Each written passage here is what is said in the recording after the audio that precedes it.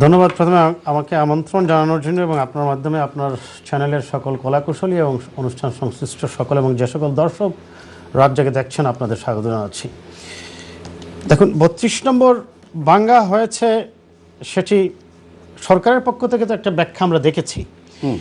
প্রধান উপদেষ্টা একটা স্টেটমেন্ট দিয়েছেন এবং প্রধান উপদেষ্টা ছাড়াও আরও যে ব্যাখ্যাগুলো আমরা বিভিন্ন অ্যাঙ্গেল থেকে আসছে আমরা দেখেছি, সেখানে তারা বলছেন যে শেখ হাসিনা ওয়াজেদের যে ভাষণটা, সেই ভাষণটার ফলেই মানুষ উত্তেজিত হয়ে তারা সেই বাড়িটা গিয়ে ভেঙেছে।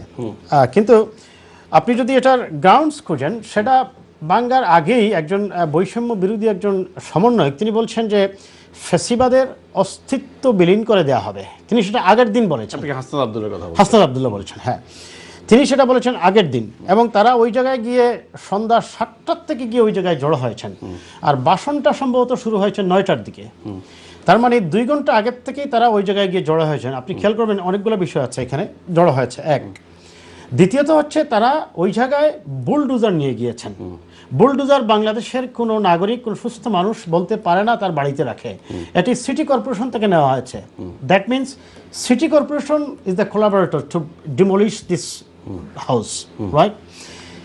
এবং এই বাঙ্গাটা যদি ঘোষণা না দিয়ে হতো, হঠাৎ করেই কয়েকজন মানুষ মিছিল নিয়ে গিয়ে ওই জায়গায় ভেঙে ফেলতো, তাহলে প্রধান উপদেষ্টার যে ব্যাখ্যা ছিল সেটা গ্রহণ করা যেত। আমার প্রশ্নটা ছিল কিভাবে ভাঙা হয়েছে আমরা জানি, লজিক্যাল অর ইলজিক্যাল?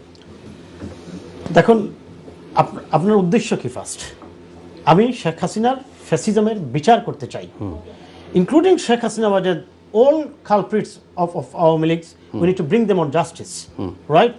আপনার উদ্দেশ্য কিন্তু বিচার করা, বাড়ি ভাঙ্গা আপনার উদ্দেশ্য নয়। তার মানে আপনি ভাঙ্গার বিরুদ্ধে? না, আমি স্থাপনা ভাঙ্গার বিরুদ্ধে, কিন্তু বিচারের পক্ষে। আচ্ছা, তাহলে আপনার কি মনে আছে যে মইনুল রোডের বাড়ির কথা? এই তো শুনেন, আপনাদের একটা সমস্যা কি জানেন, আমাদের এই সমাজের এই শেখ হাসিনার সবচেয়ে বড় গুণটা হচ্ছে সে 15 বছরে মানুষের চরিত্র নষ্ট করে ফেলেছে। হ্যাঁ, কিভাবে আমি বলি আপনাকে। Sheikh Hasina, there no doubt, যে বাংলাদেশের সবচেয়ে বড় 53 বছরের ইতিহাসের সবচেয়ে নিকৃষ্ট এবং জঘন্যতম একজন ফ্যাসিবাদী শাসক। বাংলাদেশের প্রত্যেকটি ইনস্টিটিউটকে উনি ডিমোরালাইজ করেছে, ডিভালুয়েট করেছে, মানুষের চরিত্রকে, ইয়েস, মানুষের চরিত্রকে ডিগ্রেডেড করেছে। একটা কথা বলি না, শুনেন, আমার একটা কথা, আমি হাসিনা অন্যায় করেছে, অবশ্যই একটা কথা বলি। শেখ হাসিনা যদি বাংলাদেশে ধরুন 12,000 ইনস্টিটিউটের মধ্যে ধরেন 50,000 বিল্ডিংকে নষ্ট করছে, ধ্বংস করছে, ভ্যানিশ করছে, একদম পুরো মানে শেষ করে ফেলছে, ইভেন আমাদের প্রজন্মকেও শেষ করে ফেলছে। আজকের বৈষম্য বিরোধী ছাত্র বলুন আর যারা জনগণ বলুন, তারা একটা বিল্ডিংকে নষ্ট করছে। না, একটা নয়, একটা 32 নাম্বার, ফরগেট, 32 নাম্বার নিয়ে কথা বলছি, 57টা বাড়ি আক্রমণ, আমি 32 নাম্বার নিয়ে কথা বলছি। একটাও ফেরেশতার বাড়ি আক্রমণ করেনি। না, সব অপরাধী, আপনি বলতে পারেন অপরাধী, বাট এখানেও কথা আছে। অপরাধী আপনি তখনই আনুষ্ঠানিকভাবে, ইন এ লিগ্যাল সেন্স, আপনি তখনই অপরাধী বলবেন যখন আদালত কর্তৃক সে প্রমাণিত হবে যে সে একজন অপরাধী। আপনি কি এখনো অপেক্ষায় আছেন আদালতের? তারা অপরাধী, আমি বলছি, আমাকে শেষ করতে দিন। তারা অপরাধী, আমি স্বীকার করছি, কিন্তু তাদের উচিত, আপনার দায়িত্বটা কি? আগে তো আপনার এই যে এখন ডেভিল হান্ট নামে, ডেভিল তো কিয়ামত পর্যন্ত থাকবে। ডেভিল সৃষ্টির আদিকাল থেকেই ছিল, পৃথিবীর সৃষ্টির জগৎ থেকেই ডেভিল ছিল। আপনি ডেভিল হান্ট করছেন। Who is devil, who is angel? ডেভিলকে ফেরেশতাকে আগে আপনাকে তো সংজ্ঞা নির্ধারণ করতে হবে, তাই না?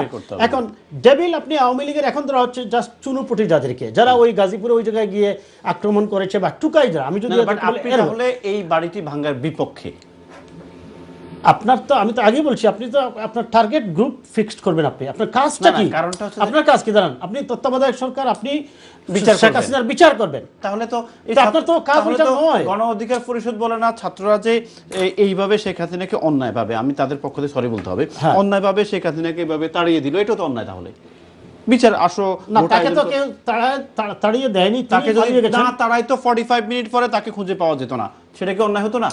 না না না, সে অন্যায় করছে বলে তার বিরুদ্ধে আন্দোলন করছে, এটা অন্যায় না। নো নো, আপনি ওইটার সাথে এটা তুলনা করতে পারেন না, এটা পারসেপশনটা ভিন্ন। শেখ হাসিনা অপরাধ করেছে বলেই তো তাকে ক্ষমতার থেকে নামানোর জন্য ছাত্রজনতা আন্দোলন করেছে। গণতান্ত্রিক হইতে নামায় নাই। তাকে গণতান্ত্রিকতা আসেন, ভোটে আসেন, পরাজিত হন। পৃথিবীর কোনো দেশে আপনি শুনেছেন যখন কোনো স্বৈরশাসক বা ফ্যাসিবাদী শাসক অপরাধ করে, আপনি কি দেখেছেন যে সে ডেকে এনে বিরোধী দলকে বলে যে আমি তো তো আপনার কথা অপরাধ অনুযায়ী করেছি? ল এন্ড অর্ডার ফলো করে তাকে নামানো উচিত ছিল, বা তার বাড়ি ভাঙা উচিত ছিল, আগে বিচার করো, বিচারে গিয়ে সেটাই তো আমরাও চাইছি, সে পদত্যাগ করুক, সে তো একজন করবে না। চিফ জাস্টিসের কাছে সে তো করবে না। কাছে পদত্যাগ করুক, করে নাই তো সে। করে তারপর সে তার অপরাধের জন্য ক্ষমা চাক, বা করবে নাই তো। তাকে অপরাধীর জন্য কাঠগড়ায় দাঁড় করানো এখন হোক। টিট ফর ট্যাট, সে তো সোজা আঙুল কি উঠে নাই। না, তা আপনি কি বাড়ি ভাঙা সমর্থন করছেন? এখন আমি সমর্থন করছি না, আপনি কেন এই কথা, আমি কোনো না, কিছুর আপনি কি পক্ষে বাড়ি না। ভাঙাকে না, সমর্থন? না, তাহলে আমি- হবে কি, আবার ওই যে শুনেন মইনুল রোডের যে বাড়িটা ভাঙা হয়েছে, আমি ওই দিনই সেটার পক্ষে আপনি? ওই দিনই ওই আপনি কেন এটা বলছেন? সেটার আমাকে পক্ষে না। বলতে দেন না, আমাকে বলতেই দিচ্ছেন না। আমি কেন ওইটার পক্ষে থাকবো? আমি তো নিজেও একজন বিএনপি মানুষ, আমি কেন মইনুল রোডের বাড়ি ভাঙার পক্ষে থাকবো? আমি বলছি শেখ হাসিনা যে অন্যায়টা করেছে, এমনকি তিনি লন্ডনে এসে একটি সভায় বলেছিলেন যে তিনি প্রতিজ্ঞা করেছিলেন খালেদা জিয়াকে ওইখান থেকে উৎখাত করবেন। তার মানে তিনি জেনে শুনে এটা অন্যায় করেছেন। শেখ হাসিনা তো অন্যায় করেছে, আমি বলছি তাকে বিচার করতে হবে। ধন্যবাদ। আমি শেখ হাসিনা বেগম জিয়ার বাড়ি ভেঙে ফেলেছে বলে আমরাও গিয়ে কি শেখ হাসিনার বাড়ি ভেঙে ফেলবো? আপনারা না, ছাত্ররা। আমরা ভাঙি নাই, আমরা ছাত্ররা। বিএনপি এই ধরনের কোনো উস্কানি, মানে ছাত্ররা। কোনো লেভেল থেকে বিএনপির পক্ষ থেকে উস্কানি দেওয়া হয় না। বিএনপি সুস্পষ্টভাবে গণতন্ত্রে বিশ্বাস বাট করে। আওয়ামী লীগ আপনাদেরকে ভাঙছে। এই তো আপনি একদম আমাকে শেষ করে দেন না। আগে আওয়ামী লীগ তো করছে, অন্যায় করছে, আপনি এটাকে স্বীকার করেন কিনা? আপনি ইন প্রিন্সিপাল মানেন কিনা আওয়ামী লীগ অন্যায় করছে? অফকোর্স অন্যায়। অন্যায় করছে, আওয়ামী লীগ অন্যায় করছে। এখন বিএনপি কি করবে? দায়িত্বশীল দল হিসাবে তাকে বিচারের আওতায় আনবে, তার জেল জরিমানা হবে বা ফাঁসি হবে। আচ্ছা, কিন্তু তার বাড়ি মতো। গিয়ে আবার উল্টো ভাঙবো, এটা কি বিচার? আপনি বলেন এটা বিচার কিনা? আচ্ছা ঠিক আছে, আমি আপনার কথা আমি একটু বলবো। পারসেপশনটা হচ্ছে যে ইয়েস, আওয়ামী লীগ গত 15 বছরে যে পরিমাণ অপরাধ করেছে তাদের অপরাধ ক্ষমার অযোগ্য। কিন্তু আপনি আদালত কর্তৃক যদি আপনি লিগ্যাল সেন্সে আসতে চান, আইনি ভাষায়, তাহলে ইয়েস কোনো একজন জাজ বলতে হবে কোর্ট ট্রায়ালের মাধ্যমে যে ইয়েস তিনি অপরাধী। কিন্তু অপরাধী না বললেও পারসেপশনটা সমাজে দেশের 95% মানুষ মনে করে yes they are the corrupted criminals, তাদের বিচার হওয়া উচিত। আমি সহজ কথা বললাম।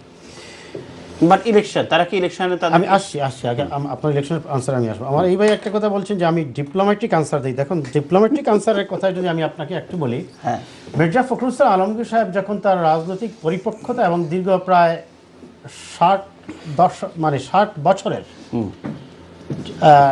6 দশকের রাজনীতির অভিজ্ঞতা থেকে যখন কথা বলেন, আমাদের অতিমাত্রায় উৎসাহী বা রাজনীতিতে অকাল পক্ষরা, আমি শব্দটা বলবো অকাল পক্ষ, আমি সমন্বয়কদের অকাল পক্ষতা বলে একটা টকশো করেছিলাম এক জায়গায়, আরেকটা চ্যানেলে।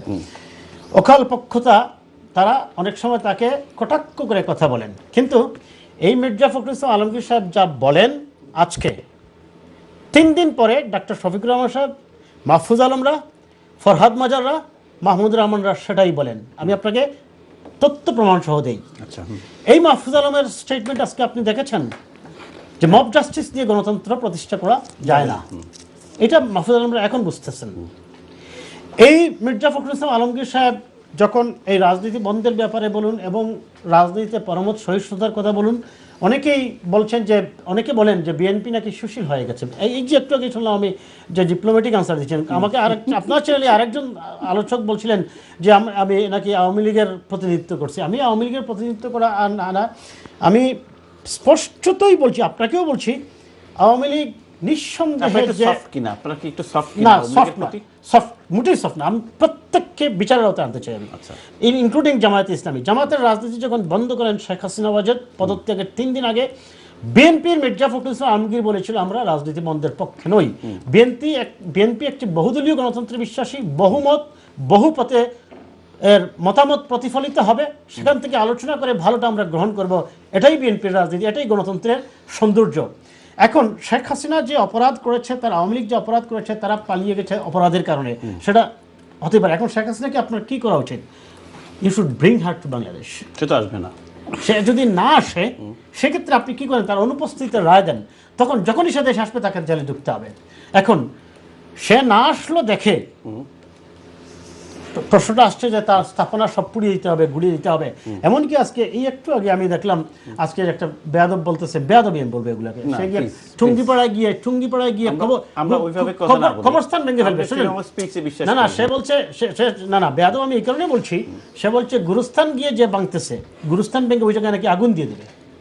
না আমরা অবশ্যই এটা মুসলমান হিসাবে আপনি বলেন সবার এটা কি ল্যাঙ্গুয়েজগুলোকে একটু রাইট পজিশনে রাখি। Thank you. আমি সেটাই তো বলতেছি, আমি তো সেটাই বলতেছি যে এই ধরনের কথা না বলাই আমাদের উচিত, এই ধরনের কথা থেকে আমাদের বের হওয়া উচিত। আমি ওনার সাথে একটু একমত আমিনুল ইসলাম সাহেবের সাথে যে মানুষের ক্ষোভের বহিঃপ্রকাশ না খুব আমি তো আমি শেষ করি না খুব আমি অস্বীকার করছি না। এবং শেখ হাসিনা আমি তো এই আপনার চ্যানেলে উনি ক্ষমতায় থাকার সময় বলেছি শেখ হাসিনা যে পরিমাণ অপরাধ করেছে তাকে কয়েকবার ফাঁসি দেওয়ার মতো যথেষ্ট evidence not only Sheikh Hasina, দলের অনেকে আছে, অ্যাটলিস্ট 100 জন এমপি হবে, এত বড় অপরাধ করেছে, খুন গুম হত্যা এদের। কিন্তু আপনাকে কি করতে হবে, আপনি তো দরে এনে কাউকে এনে ফায়ারিং স্কোয়াডে এনে বাইতুল মুকাররমের সামনে দাঁড় করিয়ে গুলি করে মারতে পারেন না, আপনি মারতে হবে মানে ফাঁসি দিতে হবে, বিচারের মাধ্যমে তার ফাঁসি দিতে হবে। আমি সেটাই কাছে যাব, রুল অফ ল ইস্যু করতে হবে। আপনি আমাকে বলেন তাদেরকে কি নির্বাচনে অংশগ্রহণ আর টিল জাজমেন্ট আসা পর্যন্ত দেওয়া কি উচিত? ওয়েল নির্বাচনে আমি কি মনে করেন আপনি? আমি ওই কথা যাচ্ছি আপনার, আমার একটা কথা বাকি আছে। বলেন। হ্যাঁ বলেন। এই যে 32 নম্বরটা ভাঙ্গা হয়েছে, এই 32 নম্বর বঙ্গবন্ধুর শেখ মুজিবুর রহমান সাহেবের রাজনীতির জীবনেও অনেক ভুল আছে। তার জীবনের সবচেয়ে বড় ভুলটা ছিল বাকশাল করাটা এবং গণতন্ত্র হত্যা করে একদলীয় শাসন ব্যবস্থা পরিচালনা করা। কিন্তু তারপরেও তার হত্যার পরে জিয়াউর রহমান সাহেব ক্ষমতায় এসে 5 বছর ছিলেন, তিনি 32 নম্বর ভাঙেননি। এরশাদ সাহেব 9 বছর ছিল, সেই 32 নম্বর ভাঙেনি। বেগম খালেদা জিয়া 10 বছর ছিল, বেগম খালেদা জিয়া এটা ভাঙেনি। আবুল হাসনাতের মতো লোক যার বিছানায় এখনো প্রস্রাবের গন্ধ রয়েছে, সে বঙ্গবন্ধুর বাড়ি ভাঙতে যায়। ইতিহাস, হিস্ট্রি উইল রিপিট। আচ্ছা আমি ছোট্ট আপনি না বেগম খালেদা জিয়ার বাড়ি ভেঙেছে বলেই দাঁড়ান আপনি শুনেন, বেগম খালেদা জিয়ার বাড়ি ভেঙেছে বলেই হিস্ট্রি রিপিটেড, শেখ হাসিনার বাড়ি ভাঙা হয়েছে।